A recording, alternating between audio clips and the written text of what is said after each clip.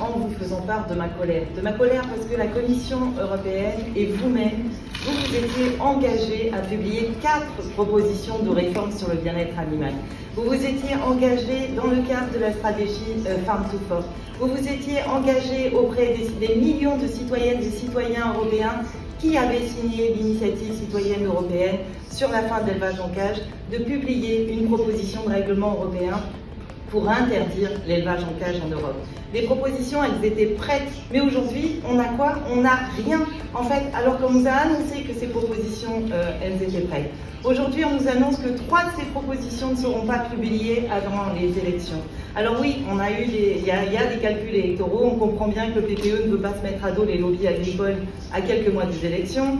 Mais je pense que ce rétropédalage, ce non-respect de la parole donnée fait du mal à la confiance qu'une partie des citoyennes et des citoyens européens ont vis-à-vis de l'Union européenne.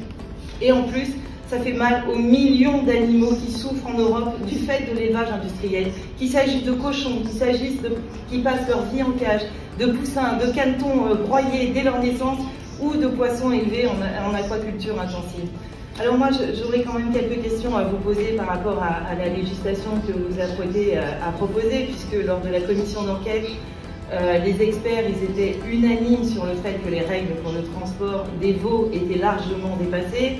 Sur le terrain, j'ai vu régulièrement des veaux nourrissons de 2 semaines à peine, des bébés qui étaient transportés pendant plus de 30 heures entre la République tchèque, l'Espagne, entre l'Irlande et les Pays-Bas par exemple, sans respect des temps de pause réglementaires, sans qu'ils soient nourris forcément conformément à leurs besoins vitaux.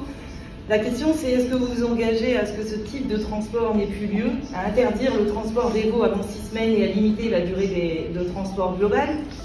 Puis vous en avez parlé tout à l'heure, un autre point noir de la législation actuelle, ce sont les exportations par navire. Vous avez expliqué qu'il y avait des tragédies en cours ces 3 dernières années, qu'on ne peut plus reproduire ça. En réalité, c'est des drames qui ont vu le jour au quotidien, puisqu'on a des animaux qui sont transportés dans des conditions effroyables pendant plusieurs jours, avec des températures à l'arrivée qui sont bien au-dessus de ce qui est autorisé en Europe. Et j'en passe parce que là, c'est mon cœur qui parle. Est-ce que vous allez mettre fin à ce type de transport, le remplacer par le transport des carcasses qui crée plus de valeur ajoutée et plus d'emplois en Europe? Merci.